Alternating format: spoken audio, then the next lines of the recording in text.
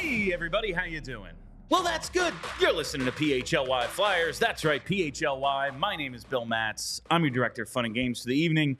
Joining me tonight, JP Zapata. We will hear from Charlie O'Connor in just a bit, but right now it's the two of us following a lackluster loss to the Carolina Hurricanes. I wouldn't say the Flyers were necessarily bad tonight, Right. JP. It's just my initial thought on this game is it emphasized the margin of error the Flyers have kind of like the needle they've been threading to get to this point. Now they're only they're now 11-10-1. They Right. come in, 11-9-1. It's not like they're setting the world on fire, but they have vastly outplayed most people's expectations to this point. I just look at things like their goal differential. They're essentially a 500 team. They're now 11-10-1 plus 3 goal differential. Like, they need to play their A-plus game in order to win. And even if they don't play bad, like tonight, just a couple of things go against them. Carter Hart gives up that really tough goal to make it 3-1 late right before they're going to pull him. They have to pull him a little early then, and they give up the empty netter. But the Carter Hart, that goal, and just the Scott Lawton failed clear, blocked, all of a sudden rebound goes in. There's 2 goals right there. That's the game. Yeah. Like, it's those. If they make those big mistakes, it's going to be very tough for them to compete with the better teams in the conference, as the Carolina Hurricanes are. Still finding themselves, but people believe they're good, and so do I. That's my initial takeaway, is just like, this is what happens when they make mistakes.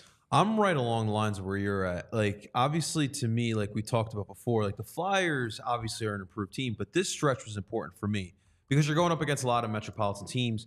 Obviously, the Metro is very difficult as well. And yes, you're going to have games like tonight where the Flyers, I don't think, got completely outplayed, but it is clear every single time. And obviously, it's been weird that we've already played them 3 times in 22 games. I want to get into this schedule thing in a bit, and I'm going to know. ask Charlie about it. They've played the same team so many times this year. It's like COVID year again. Yeah, it's really been like, this is the 3rd time with the Hurricanes. They've played Vegas twice already. Yeah. By the end of next week, they'll have played Pittsburgh twice. This is game 22, and they've played like 14 different teams. Like, they just are kind of playing the same guys over, and I think that could contribute to what we're seeing a little bit as well. Like Carolina, the Flyers have played even with Carolina and to this point in the season, and that's why, like, when Charlie and I talk about them, it's, they're capable on an individual game basis of playing with basically anybody. Yeah. But if you're going to look ahead to the playoffs, say they were to somehow make it, this is why I don't think they'd have much of a chance in a 7-game series, because eventually, like the way the Flyers play, a good team will just button it down, kind of take away as many odd man rushes as they can, own the offensive zone like Carolina did tonight. Basically, after the Konecny goal, that was it. Carolina was like, it's our puck now. Good luck. And Keep away from me. yeah, and it was just that, and it's that balance. Like, my expectations were super low coming in, and losses probably are good for the draft pick. Yeah. But they have raised my expectations a little, that when I see, the de facto captain Scott Lawton make a mistake, when I see Carter Hart, the alleged franchise goaltender, let in a tough one in a division game where you can actually, by raw points, move ahead of Carolina in the standings, be number 2 in the Metro, let them down a bit, I'm like, I'm a little bummed by it, but I ultimately understand what this season is. It's all a learning process, and they're nowhere near as good as the Hurricanes. Billy, you didn't hear we got a captain tonight. We did. That was a really cool story really was. for Hockey Fights Cancer. I mean, the kid, my God, what a freaking! I was, before you got here, they were telling his story on the pregame, and I was just like, all right, let's Bill has a Kleenex right do next to that him. hockey. All right. So it's always nice to see when the Flyers in the league reach out and do cool stuff like that. But yeah, he's the captain of his whatever Mites team or whatever he plays, and he was on the bench for the first period tonight. That was pretty cool to see. That was pretty dope. It made me feel like the Flyers actually understood that, hey, they are a hockey team. They are part of the community, and reaching out to human beings is a cool thing as well. Yeah. I thought, obviously, the cause is pretty dope too. But looking at this game, looking at Carolina, obviously, we've played them 3 times. And every single one of these games, whoever outshoots the other team wins the game. And obviously with the Carolina team, a couple things you're obviously going to look at, and you're hoping that the Flyers can kind of be that team. And obviously speed, we saw how that kind of played out. And at times throughout the game, I was mentioning to you, Bill, like the speed in the neutral zone is incredible by Carolina. There were times where it seemed like Carolina was a step ahead of Philly.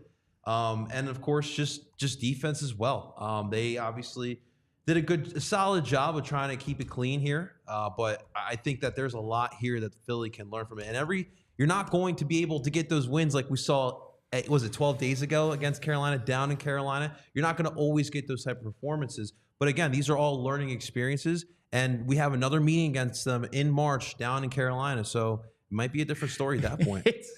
Wow, they've met 3 times, and it's like, I know the season's still young, but it's like 3 times in the last 3.5 weeks. The first game was on October 30th, and now it's November 28th, and they've played 3 times in less than a month. And now, when do we play them again? March. Yeah, March. Just a very, very weird thing. I guess the newsy portion of tonight's show will be Noah Cates out 6 to 8 weeks. Charlie had a bit of a report on that. You can find it right here on our YouTube page from practice, from the morning skate practice, whatever he was at today when they announced the injury, so you can learn more about that. And we're going to talk to him about it. But this is it to me for, like, Noah Cates is one of Tortorella's guys. He's having a disappointing season, but I think unless somebody just comes in and blows the doors off, Noah Cates is going to get unlimited opportunities over the next year or two while they're in this rebuild phase. But this is it for Morgan Frost. Like, unless there's a call-up now, there's no one to take him out of the lineup for. And I know some guys on the Phantoms are playing very well. We talked about them on the show yesterday. Ali Lixell is playing great. Samu Tuamala looks really good. Tanner Lazinski, maybe he gets another shot, although he hasn't really endeared himself to Tortorella thus far. But there are some guys who might be able to step in. But this is, for all intents and purposes, probably Morgan Frost's like make or break the between now and I'm going to say the Disney on Ice trip after Christmas. Like when they go out west the last week of December, early January, that's it. Like that's the 5 or 6 week mark. That's about when Noah Cates could be back, and it's hockey, so he'll probably be back at the early end, unless this is like a very serious injury. But like between now and the end of December, maybe the first couple days of January, we will finally get maybe resolution to the Morgan Frost issue. I think there's already resolution. I think unless this dude scores a hat trick every game from now till then, he ain't going to be a part of it. And that's probably not going to happen. Like, I don't think there's much he can do. But for the people who still want to believe he has a chance, this is pretty much it. Tonight, he played just under 15 minutes, -1, 1 shot on goal, no points. Not exactly, as Charlie would say, showering himself in glory in his in this first game without Noah Cates. Yeah, and I was excited not only for him, but seeing Bobby Brink and Morgan Frost in the lineup together as well. I was excited for that, just seeing the youth surge through the lineup there. But no, I mean, can you imagine if he gets brought back down, dude? Like, or we bring one of those guys up here. I don't know how this fan base can handle it, because we know how they love to just continue supporting the homegrown players, but it's not going to be a good look. And for Morgan Frost, this is it, my guy. And we talk about it from like the perspective of evaluating him. Yeah. This is it for Frost. Like, this is his opportunity. I don't think there's a great chance, but it's the Flyers. Who the hell knows? They might bring you up. Like, like who's to say? Like, if they were to call up a Phantom and then he were to get substantial time over Morgan Frost, I think that would be the last straw on his end. He'd be the goalie in Slapshot. Trade me right fucking now, Denny Lemieux. Like, now hang up. Like, that would be it. Like, no more. If there's a call up without another injury necessitating it, Morgan Frost is gonna want to get out of here. I know I would. It's like, okay, I'll never get a chance, but he's getting his chance right now, and I think like now it's almost, I'm looking at him clean slate. It's unfair. He's got basically a month, but life ain't fair. Prove yourself, or you're definitely not a part of this. If he gets dropped, what do we talk about, Bill? Yeah, that's a great question. I might have to start watching the games closer. I'm going to have to be like, so what are they doing on the forecheck? Charlie stuff. I'm going to have to like start tracking zone entries, all the things Charlie does for, so he can basically create stats. But it's been the running storyline to this point in the season. It will be a question of like, if there is some sort of resolution to this, what now? And David Brown's saying it's time to trade him. Oh, wow. Yeah, We're there. I mean, probably, but it's going to be a while.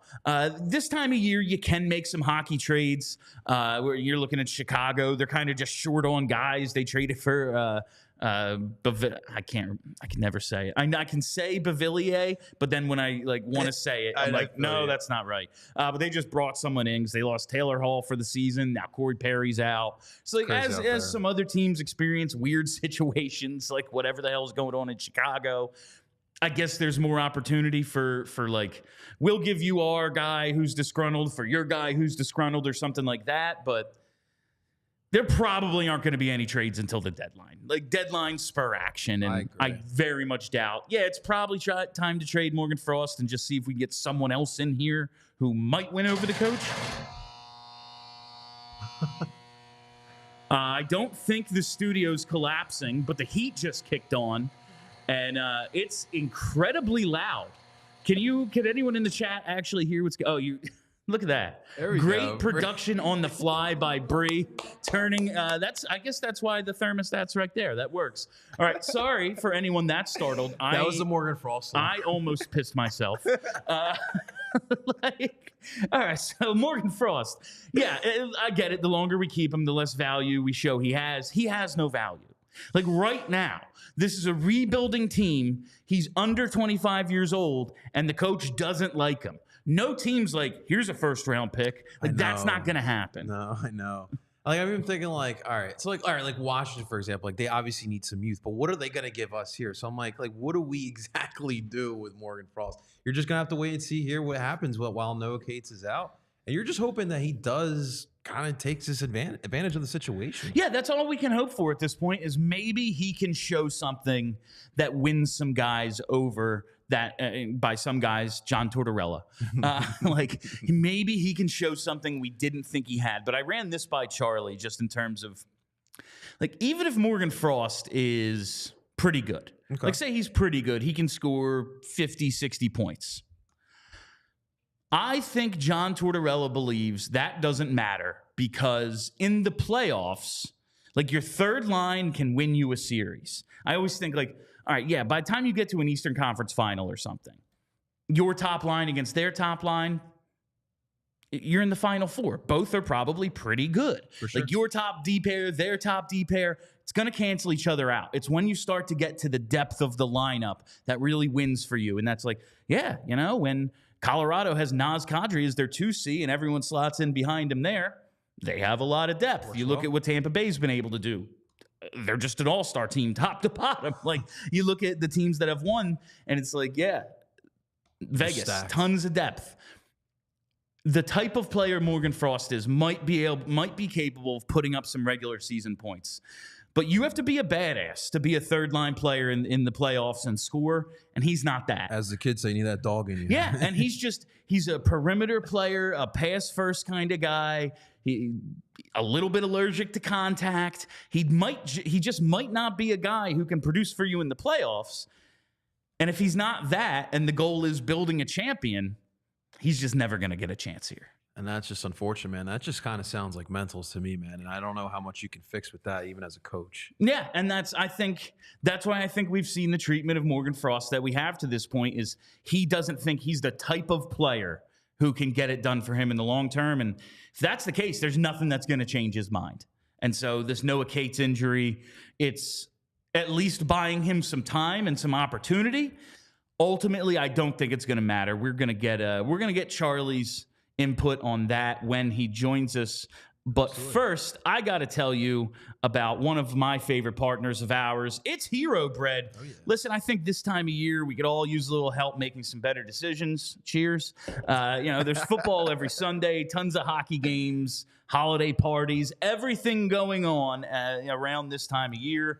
I'm going to be taking in a lot of calories, specifically a lot of carbs. Man, I'm still got some Thanksgiving leftovers.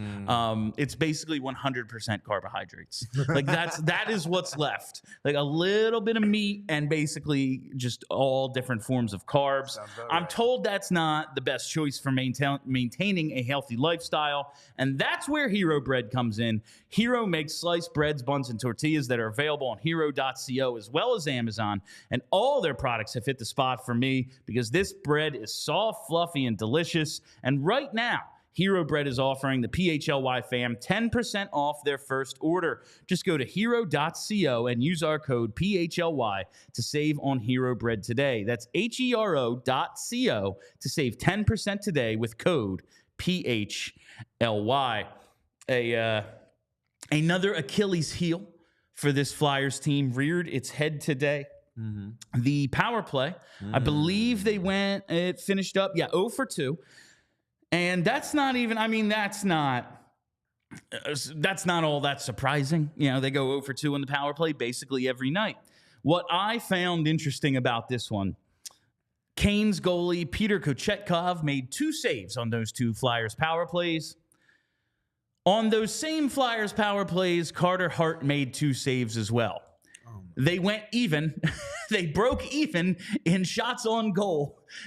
5-on-4, 4 total minutes. Carolina basically carried the play. I have no idea what they can do at this point.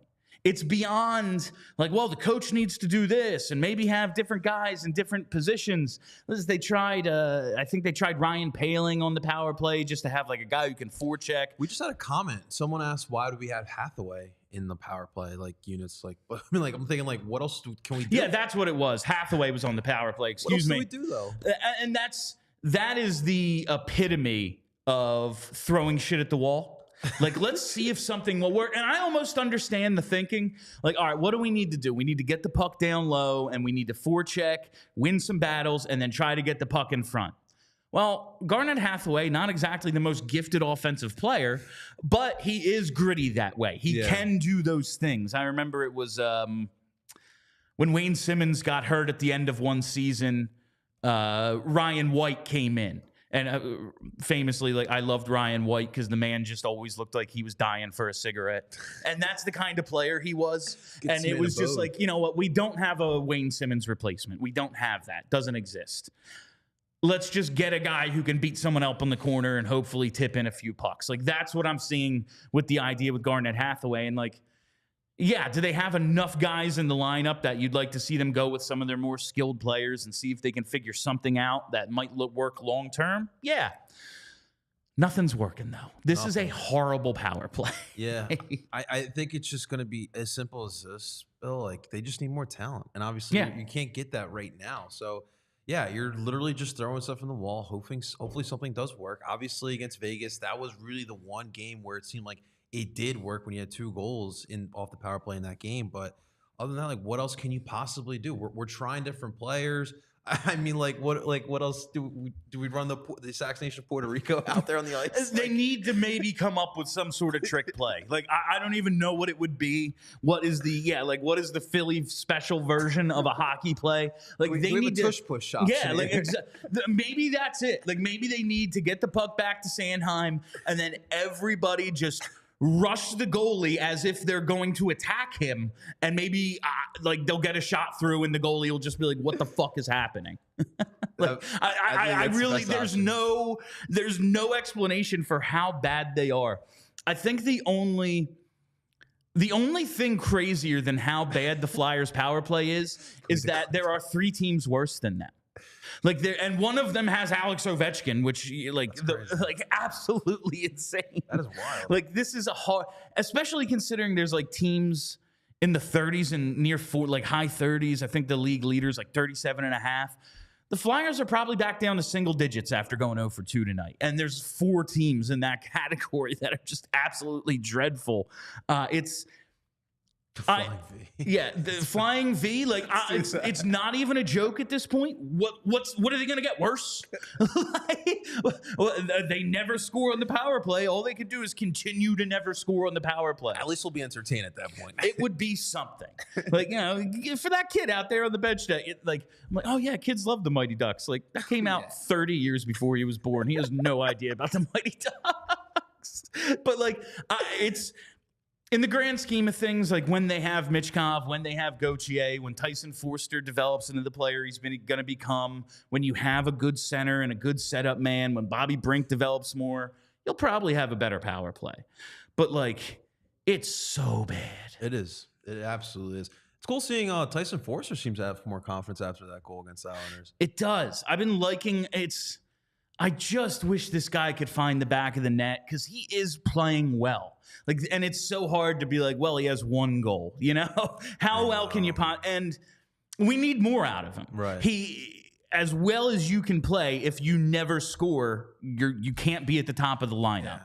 Yeah. I watched Michael Raffle score 21 goals one year. Right. Granted, it's with Giroux and Voracek, but still, like, you need to score sometimes to justify the ice time. Yeah, and like, look, at the end of the day, like, I know Carolina has given up a lot of goals. Goalie has been an issue for them, but like, they still are a well-structured defense, and there's going to be games like tonight where they're just going to be on, and you're just going to have to find a way to score a goal. And unfortunately, they could not. Besides TK, yes, we had goals here tonight, guys. TK had a nice little breakaway goal. I like that one. And I guess we should get to Travis Konecny on tomorrow's show. We're gonna do a little bit of like state of the rebuild and get into the idea of are they trending back towards like maybe it makes more sense to trade Travis Konecny. I think that's more of an off-season than in-season move, but just in terms of what we're seeing out of TK right now, I mean, his 12th goal of the season, he has been everything you could possibly ask for, whether he's out there on the top line, whether he's anchoring his own line and kind of just bringing along some kids with him. Yep. He's been all over, and he's been productive all over. TK has been a revelation for this team, and I would love to be able to see him stay here in the long term. He's going to turn, I just had it. He's going to turn, where'd it go? 27 on 3/11 day, on March 11th. So it's not like he's old, but it's, you are going to need to re-sign him after next season. He's due for he can sign an extension on July 1st of this year, or after this season. Like, it's a weird spot, but just as a player, man, he's the best development success story they've had since Couturier and Giroux, and it's not particularly close. I know.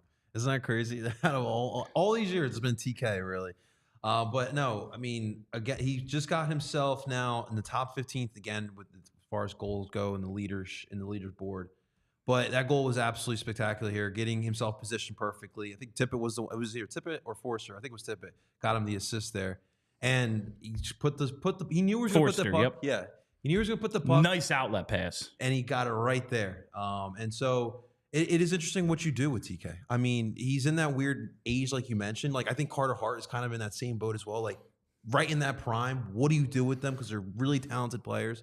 Obviously, TK, with Tortorella, he's really shown what he is, I feel like. He's been able to score goals. He's still that kind of like that a-hole on the ice. You still see those moments here for TK. But going forward, I mean, he's going to be the main offensive production.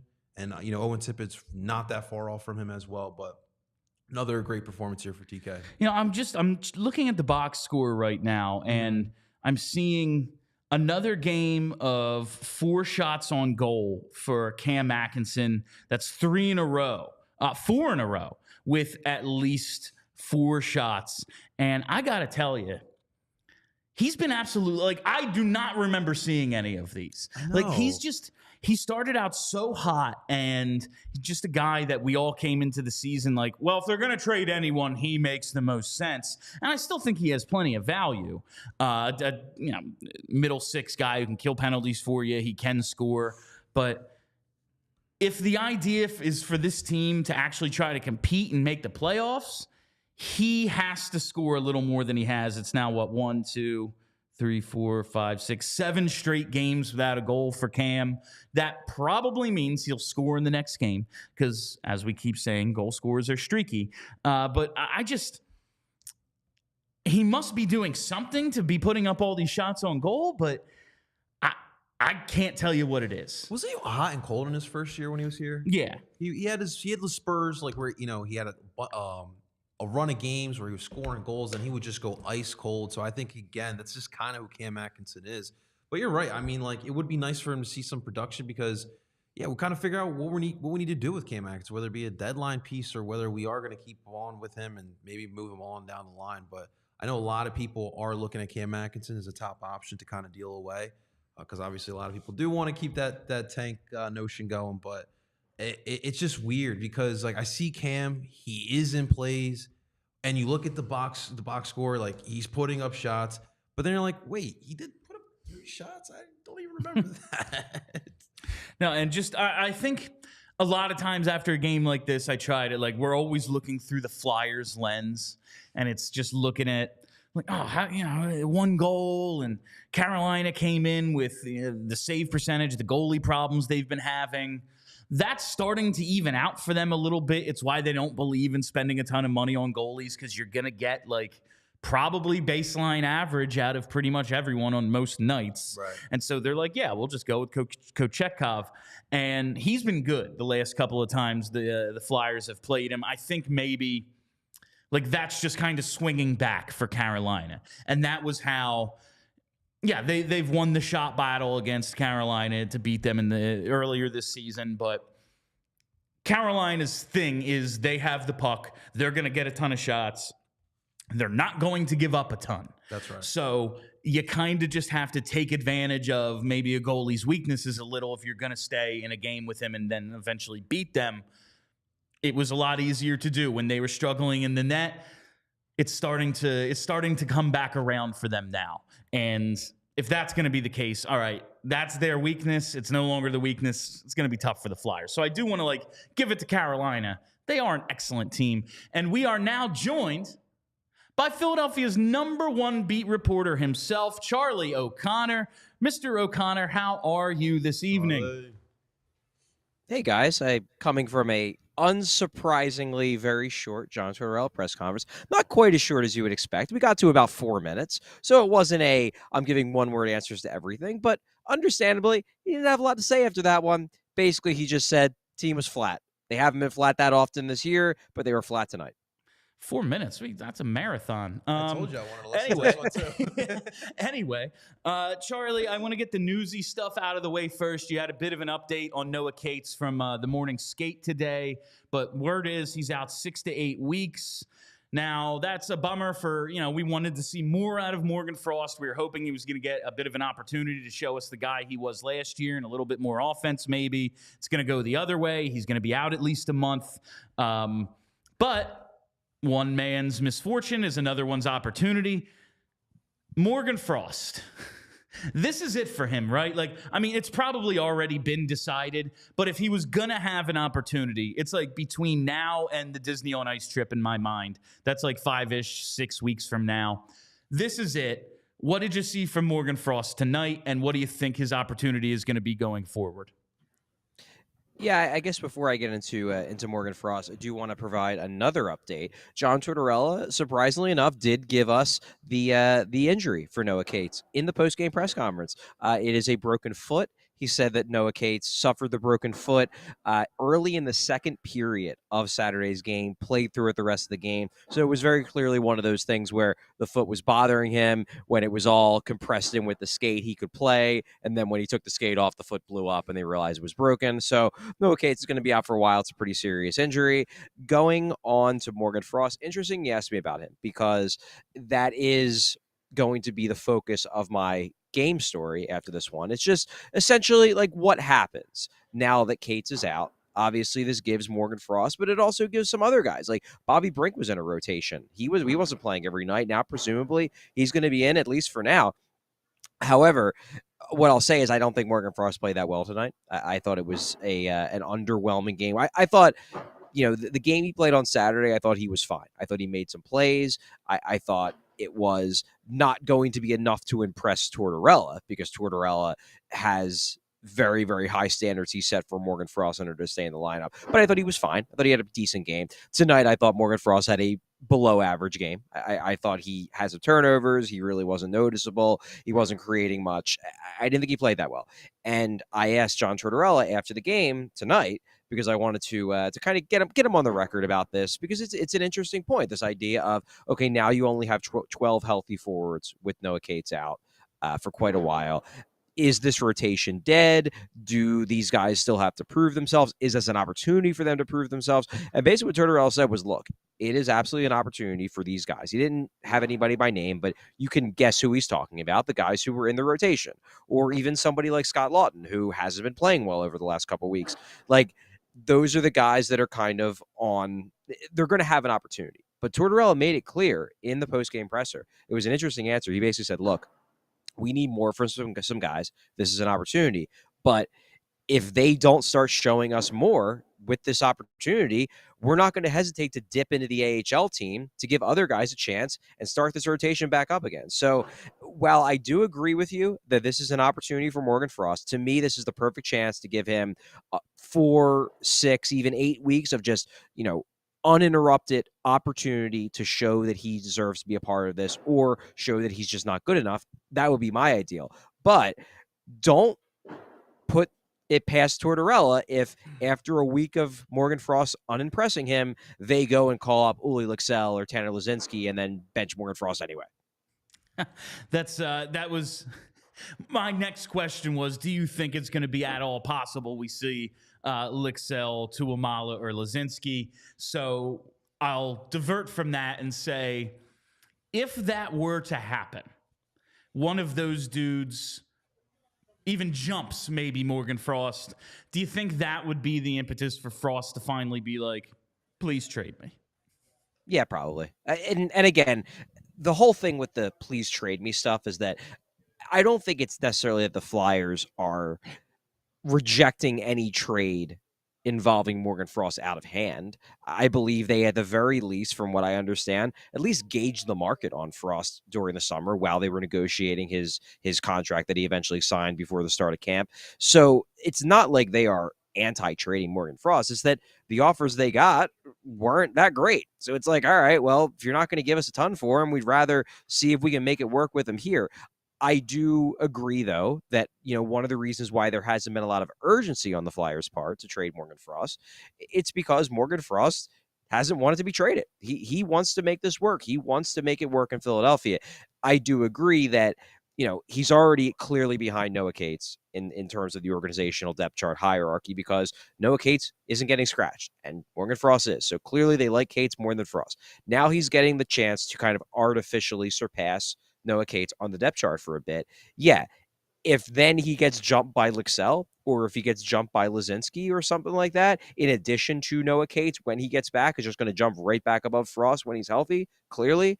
Yeah, if I'm Morgan Frost, I think to myself, it's just not going to work here. This coach is not going to give me a fair shot, and I probably should, through my agent, make a formal trade request. And if that ends up happening, then we'll see where that goes. I don't think Frost is there yet. I think Frost still wants to make it work here. I think he still believes, obviously he's an NHL player. He believes in his own talent, but I still think he believes he has enough backers in the organization that if he were to play up to what he believes is his talent level, that he can very much put himself back on the map as a part of this 4, 5, 6 years down the road. However, if he continues to play games like he played tonight, to be blunt, and he gets jumped by another guy who's currently in the AHL, yeah, I think that changes the situation dramatically. Charlie, real quick, I want to touch upon a point that you made earlier. I really am curious about. So you mentioned Scott Lawton's struggles as well. Takes a bad penalty here late in the second. For you personally, what do you need to see for Scott Lawton to kind of get out of this rough patch of the season? Yeah, it's a good question. I think for a lot of the first few weeks of the year, I don't think Lawton was playing poorly. I think he was playing fine. I think he was playing his game. The only thing was that you just didn't have the goals, and he's still sitting on only 1 goal this year, which through 22 games, that's not enough. It's not enough even for a fourth liner, really. It's certainly not enough for a guy who spent most of the year in the top 9. That said, if you're asking me what I think is wrong with him, I don't know. He just looks a tick off. I don't think he looks dramatically different from what he usually looks like. It's just that he's a little bit slower to pucks. He's losing, a few more battles. He's missing the net a few more times on quality chances when he has them. He hasn't been one of the catalysts of the shorthanded, bonanza in terms of the points that they're generating on the PK. He's just been a guy who's on the PK when other guys are the ones scoring the goals. Like, I still think it's there.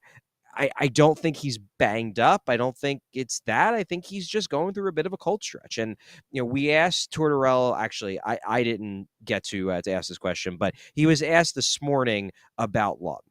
And he gave some interesting answers where basically it seems like, look, I still really like Scott Lawton. I still love the fact that even if he starts out the game on the fourth line, if somebody in the top nine's not going, if somebody gets hurt, I love that security of knowing that I can move Scott Lawton up the lineup in a way that I can't do with Garnet Hathaway or Nick Delorier. Like, Lawton is that utility Swiss Army knife guy, and a coach loves to have that guy, in his toolbox every night on his bench just in case. So I think that will protect him from being scratched. Obviously, he's also the only guy with a letter. That's part of it. He's a leader. He's definitely a guy that the other guys look to, who is respected in that room. So scratching him would send a message. And now you only have 12 healthy forwards, so you'd have to bring somebody up to consider it. But I think it's totally fair to say that Scott Lawton is definitely, and I would say especially over the last week or so, his play has seen a pretty significant dip. And I don't think it's anything where like his game needs to be overhauled. I just think he needs to get back to basics and get back to playing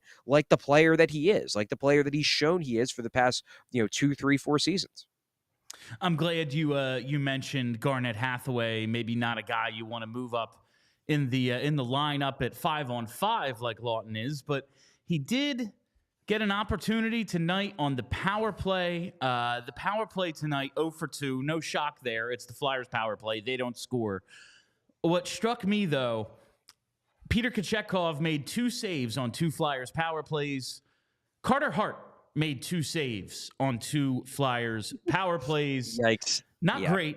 I almost understand the Hathaway move. It's like, throw your hands up, like, all right, we need to get gritty guy down low to win some battles, maybe get in front, cause some chaos. We know he's that. He is chaos. We've given the power play coaches, we've given the power play shit all year. Is there anything they can do with this? Like, I don't see anything they can do. It's just going to suck. I think it is just going to suck. I think that's true. I don't think it's ever going to be good.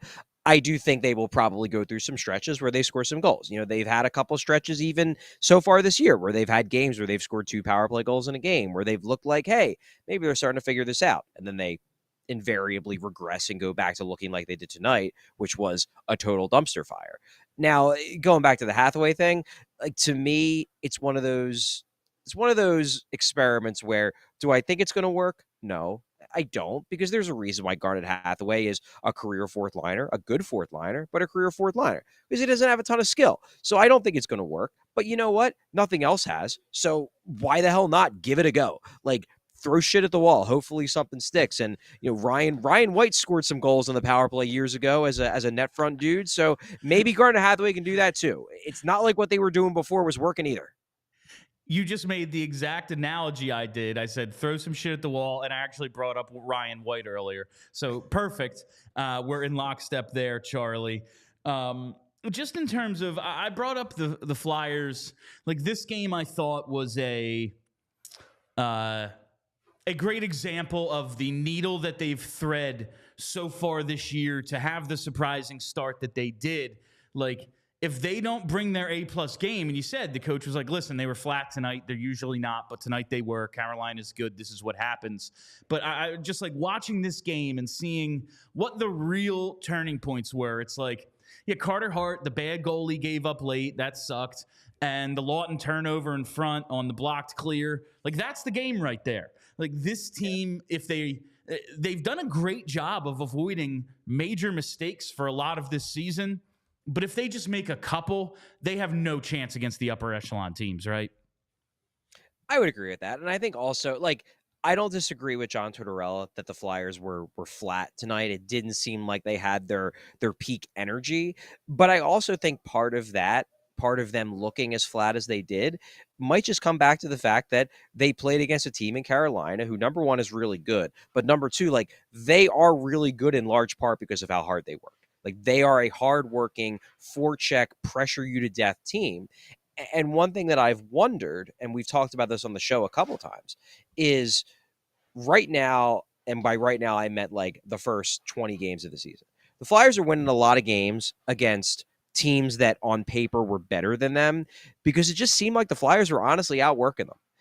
This game, I do worry, could be a preview of what happens when it's not that the Flyers got outworked, it's that they got worked. Like, it was a break even in terms of work ethic. Like, both teams worked hard. And if both teams worked hard and the Flyers didn't successfully outwork the other team, that's when the talent deficiency shows up. And you saw it. Like, a couple of guys after the game talked about the lack of quality chances. And is some of that effort? Sure. Some of that is you got to get to the front of the net. You got to create rebounds. You got to, be fearless in getting to the high danger areas. That's part of it. But part of it, too, is that they just don't have a lot of high-end skill that can create quality chances out of nowhere. They just don't have the kind of guys that can do that. So if they're not outworking the other team by, battling and getting position in the paint or in the slot or something like that, if they're not able to do that, they're not going to be able to manufacture that many goals because they're not going to be able to manufacture that many quality chances by pure skill. That was spot on, Charlie. Spot on analysis about tonight. I'm just curious. Any word on Joel Farabee? I did see he went to the sideline there with an injury that he looked like he was in serious pain. I don't know if you had any word on Joel Farabee. Yeah, he played the third period. I think that was just one of the classic like bumps and bruises in a hockey game. He didn't seem too hampered in the third. He was very much in the rotation in the third period. So I'm not terribly concerned about Joel Farabee. I thought he actually had some of the better shifts of any of Flyers players in this game. If anything, I'd like to see John Tortorella find a way to get him more ice time. Like, look, I don't hate the Garnet Hathaway on the power play experiment, but Joel Farabee should be somewhere on these power plays. Like, just get him some more ice time. He's been real good this year. But no, I think Farabee's fine. Thinking about how this team has won thus far, and someone brought up the Rob Greeley says Flyers now 0-9-1 when they don't score the first goal. Might be, is it? Yeah, okay, 0-9-1, 0-10-1. What's the difference? Just thinking about like what their offense is, like obviously a lot of it has been goaltending. But these slow starts, like thinking about how this team plays and how they have to outwork you. Does this analogy make any sense that they are like a run-based football offense and they have to get you, like they wear you down. You need to make the plays defensively. Your goalie has to have your back early so that they have the opportunity to wear you down with that running game late. Like, and if they don't get that, they kind of have to open it up and play a little differently. Does that make any sense to you? I think there's a little bit Okay. of truth to it. Well, I think there's truth to it in the sense that I think being in the lead allows the Flyers to dictate the terms of the game. I will say, though, like, I don't think the Flyers play a plotting style that is reminiscent of a running game. Like, I think last year they did. They very much did last year. They were we're going to dump the puck in every single time. We're just going to forecheck you to death, and we're never going to give you an odd man rush, and you're going to have to basically 3 yards in a cloud of dust down the field to beat us because we're not going to give you anything easy. This year, they're taking more risks. I mean, look at the one goal they scored tonight. That was on a Travis Konecny breakaway off of a stretch pass. Like, that's the kind of play that last year the Flyers probably don't even try because Travis Konecny doesn't have the freedom to blast the zone like he did and make himself a target for a pass like that. So I don't think it's a perfect analogy because I do think the Flyers have open things up more this year to the point where they're about a 50% controlled entry team. They're playing a more fast-paced, rush-oriented style than they did last year. But I do think there is truth to the idea that give this team a lead and it allows them to kind of mask some of the talent deficiencies because then they can sort of dictate the tempo of the game better because the other team is the team that starts taking more risks because they're down in the game. And then the Flyers can kind of suck them into their preferred pace. You brought up the rush based, and they showed a graphic on the broadcast tonight. Flyers lead the league. 50% of their goals have come off the rush. That is very much what they're trying to do. After the Rangers game, we talked about all the odd man rushes they gave up. And then, of course, they play the Islanders, and it's like if the Islanders were looking at an odd man rush, they might pull up and wait. So it might not be the best team to assess it against. Carolina, maybe not a rush-based team, but they do have speed. I thought the Flyers did a pretty decent job of slowing that down. What did you make of the team defense tonight? They gave up a ton of shots on goal, but it's Carolina. They're going to get their shots. But I do think they played better than they did, like, say, against the Rangers. What did you make of the team defense tonight?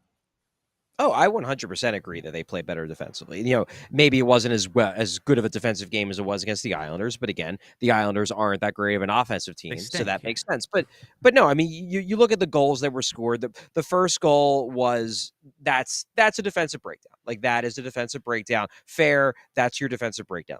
Second goal is because Scott Lawton fails on a clear, it goes right to Brind'Amour. That's a one-player mistake. And then the third goal is another one-player mistake. Carter Hart gives up a weak goal. And then your fourth goal is an empty netter. So, yeah, they gave up 4 goals, but only one of them, I would say, was a team-wide flub, in the same way that on Friday of last week against the Rangers, like, that was a team-wide problem. I would say only goal 1 to me qualified as, their defense isn't looking that good. The other goals they allow was the empty netter and then 2 like single player mistakes where you can pretty much pin the whole thing on one guy. So yeah, I think defensively, team played fine. It's just they needed more offense. They didn't get it. Do you have anything else, JP? What'd you think of Owen Michi, our new captain? We got a new captain, Charlotte. That was great. That was honestly really, really awesome. I love the fact that he has a C on his jersey. Honestly, if the Flyers had won, I probably would have asked that question to Torts, but I'm not going to ask that question after a loss because he might have bit my head off.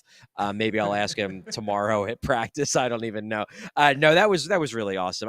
I'll give the Flyers a lot of credit for ingenuity because I love the idea of, all right, we're not allowed to wear the Hockey Fights Cancer jerseys on the ice. We're not allowed to. But are you really going to fine us if the kid wears a Hockey Fights Cancer jersey? Love that little way to skirt around the rules. Also, love the fact that Torts had him behind the bench for the first period. That had to have been such a thrill for him. And it seemed like both Torts and the players were all treating him really well. I think he got on ESPN. So it was that was cool. It wasn't a great game for the Flyers, but I asked Konecny after the game, after he had gotten done answering about 6 or 7 depressing questions. I asked him about Owen, and his face lit up and he said it was great. And Tortorella was the same thing. He didn't want to talk about the game, but he was happy to talk about Owen. It was just a nice thing. And it's good to see the Flyers doing more nice things just to do nice things. And that's I saw you mentioned TK in warm-ups. I saw he had the purple Hockey Fights hat instead of the helmet. So that was cool. My last thing, Charlie, is just about the weird schedule. I thought you might have been getting into this earlier.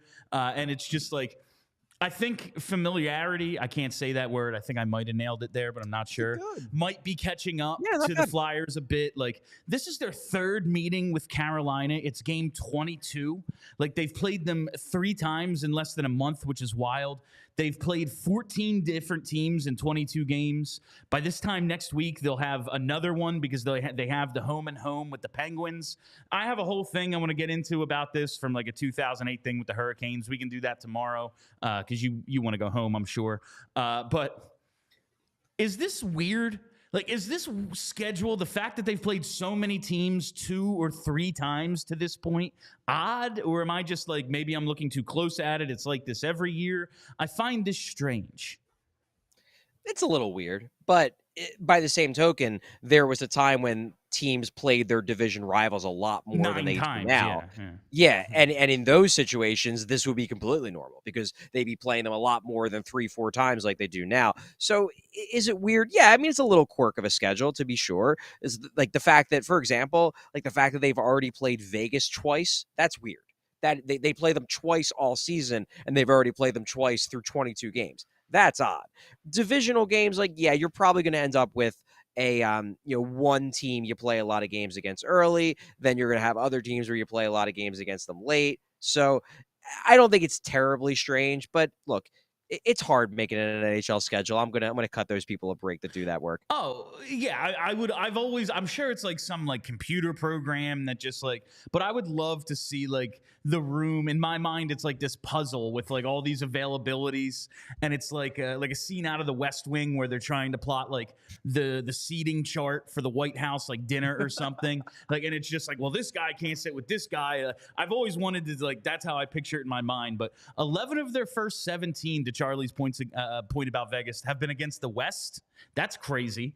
And tonight was the 5th of 8 straight against the Metro. It just seems like an odd schedule to me, but that's it, Charlie. Thank you for joining us, and I hope you have a great night. I will see you tomorrow for the live show.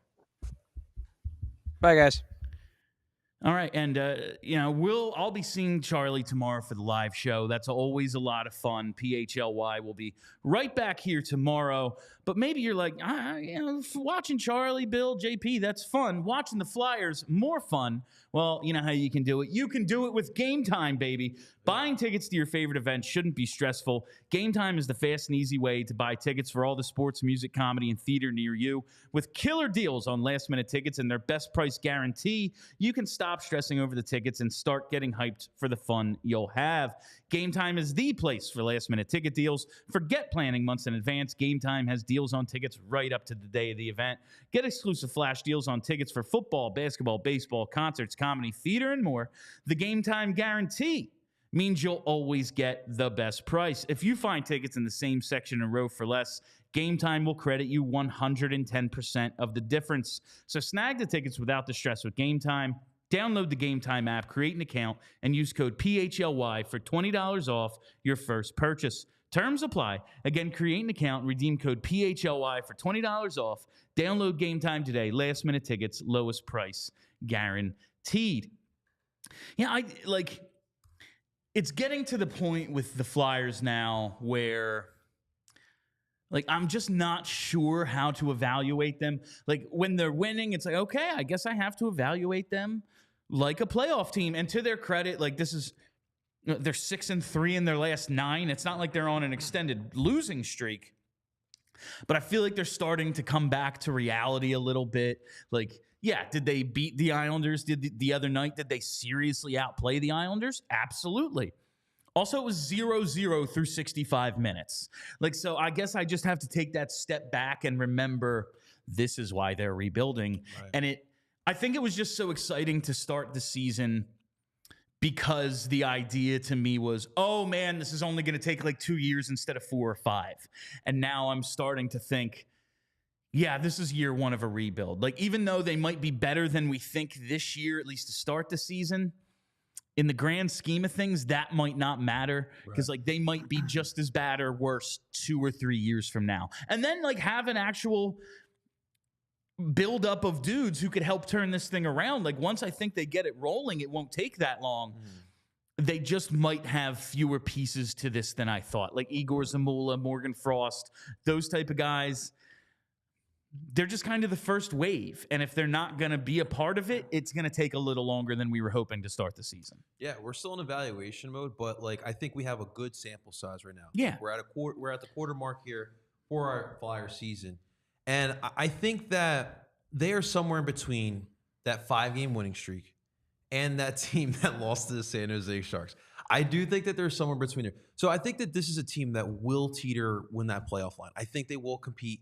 It might come down to the last few weeks to determine whether or not they will make the playoffs or not. But I think that that's where they're at. They're teetering to that line. And I think that's a good thing in year 2 of this run that we're going. I think it bodes well for the culture they're trying to build. Sure. And I know a lot of people out there are like, fuck all that, lose and get the best players in the draft. I get it. This is probably, if I was Keith Jones or Danny Briere, this is probably not the way I would do it. But I always say, even if I don't agree with you, if I can see your line of thinking, I can go, okay, I understand, and I can give it a chance. And I understand what they're doing. Like, they look at the Sixers and go, if we're trying to develop young guys, probably shouldn't be someone out of the stands running point. Like, oh, we have the shooter, we have a big man. How are we going to get him the ball? Oh, we're not. All right, well, then they're not going to ever get any better because no one is helping them get better.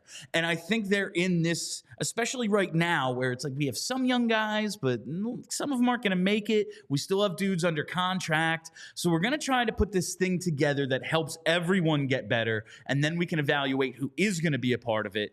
And from there, like, the rebuild actually begins. Like, this is, I know John Tortorella said, oh, we were rebuilding last year. No, we weren't. Sorry, no, we weren't. We went out and signed Nick DeLaurier and Tony D'Angelo, and they weren't rebuilding. They just sucked. Like, this is the first year. And so I'm cutting them a little slack now. But I think it is going to be, by the end of the season, like, every time we think, okay, and now they've fallen off, they'll rattle off another, like, 5 in a row.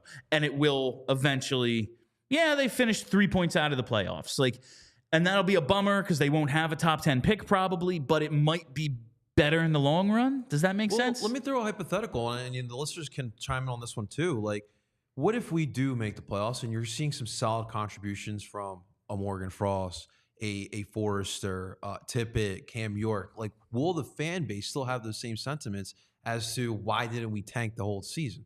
Because if we're knocking on the door on the playoffs and my young kids are performing, I'm happy with that. Because now that tells me that we're actually doing something and we're actually developing players and we're building a culture for more young players to come in and can continue their development as well. I think that would be the best case scenario. Obviously, we're going to have to wait and see, though. All we can ask for is guys like Tyson Forster, Owen Tippett to just continue to grow, to look better. All you have to do to look better, baby, it's shop at FOCO, because FOCO is the absolute best officially licensed gear for all sports and fandoms. Whether you're looking for team apparel for the season ahead, they've got overalls, hoodies, hats, sunglasses, bags, anything you need for game day. Or maybe you're in that market for some accessories, toys, or collectibles for your man cave, she shed, or podcast set. You've got to use FOCO for all your team gear needs. FOCO always has our back for Philly sports, and they have yours too. Get the best gear around by using the link in the description of this show. For all non-presale items, use the promo code PHLY10. That's PHLY10 for your 10% off at FOCO.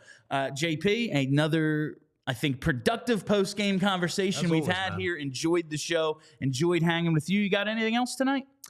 Everyone, enjoy the rest of your night. We'll be back at it again. And listen, it's not always going to be the same game. We will see how the Flyers bounce back here. They play like 3 different games, and you don't know which one you're going to get. It's not like they're Carolina, and it's like they play the same way every night. We'll see if they get the goaltending or not. Like, there's 3 different Flyers teams right now, and it's always fun to see which one shows up on any given night. That is all the time we have for you on this night, though. Thank you all for listening. Thank you for hanging out. If you haven't already, follow us everywhere on Twitter at PHLY_Flyers, right here on the YouTube page. Never miss a live show. Make sure you have reminders set. Subscribe to it. Follow the podcast. You know how to do that. Do the millennial thing. Yeah, guys. do the thing. You know where podcasts are. Find us there. My name is Bill Matz for JP Zapata. Go Flyers. Let's go Flyers, guys. We all silly like the